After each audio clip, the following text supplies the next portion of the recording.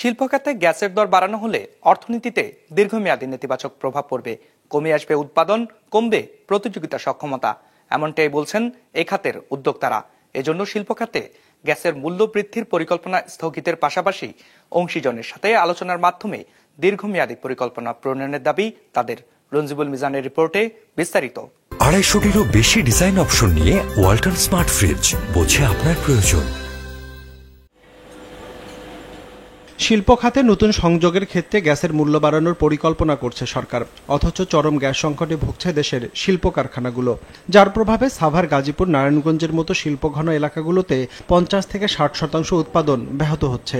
বাধাগ্রস্ত হচ্ছে সরবরাহ ব্যবস্থা, ফলে সময় মতো পণ্য সরবরাহ নিশ্চিত করা যাচ্ছে না। এতে বাধাগ্রস্ত হচ্ছে রপ্তানি, আস্থা হারাচ্ছে ক্রেতারা। একটা দেশের economy is completely made by the private economic sector. এখন যদি সরকার বলে যে এই গ্যাসের দাম বাড়িয়ে গ্যাসও দিবেন না, তারপরে আপনি এক্সপেক্ট করবেন যে ইন্ডাস্ট্রি চালাবে, তাহলে এই লোকগুলা কোথায় কাজ করবে? কারণ ইন্ডাস্ট্রি তো চলবে না। উদ্যোক্তাদের হিসেবে 2023 সালের ডিসেম্বরে পোশাক শ্রমিকদের ন্যূনতম মজুরি 56% বাড়ানো হয়েছে। এতে এমনিতেই বেড়েছে ব্যবসায়ের ব্যয়।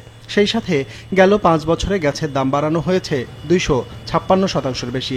বিদ্যুতের মূল্য বেড়েছে 33.5%, ডিজেলের দর বৃদ্ধির হার 68%, আর ব্যাংক ঋণের সুদ হার বেড়েছে 14 থেকে 15%। সব মিলিয়ে কারখানার উৎপাদন খরচ বেড়েছে প্রায় 50% মতো। ন্যূনতম মজুরি বেড়েছে বা শ্রমিকদের মজুরি বাড়াতে হয়েছে বা হবেও হয়তো ভবিষ্যতে আরো। তো এটা তো ইন্ডাস্ট্রির ডিমান্ড, আমি তো এটা অস্বীকার করতে পারবো না। কি একই সাথে যদি এখন আমাদের পণ্য তৈরির যেই উপকরণগুলো সেগুলোর কষ্ট যদি বেড়ে যায়, আমরা তো আসলে তাহলে তো আমাদের জন্য কম্পিটিটিভনেস কমবে। একটা টেক্সটাইল বা একটা ওয়াশিং যদি গ্যাস না থাকে, ও ফ্যাক্টরি করে রেখে কি করবে, তাই না? তো এই জায়গাটা ডেফিনেটলি আমার মনে হয় সরকারের বিবেচনা করা উচিত। উদ্যোক্তাদের দাবি, এতদিন প্রতি ঘনমিটার গ্যাসের দাম দিতে হতো 30 টাকা করে। এখন যদি 45 টাকা বাড়িয়ে 75 টাকা করা হয়, তাহলে এই খাতে বার্ষিক 6300 কোটি টাকা অতিরিক্ত খরচ গুনতে হবে।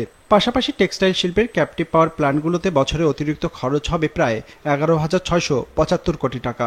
এর ফলে উৎপাদন খরচ যেমন বাড়বে, তেমনি শঙ্কা রয়েছে বিশ্ববাজারে নিজেদের প্রতিযোগিতা সক্ষমতা হারানোর। 70 বা 75 টাকা হয়, তাহলে এখানে একটা বৈষম্য তৈরি হবে।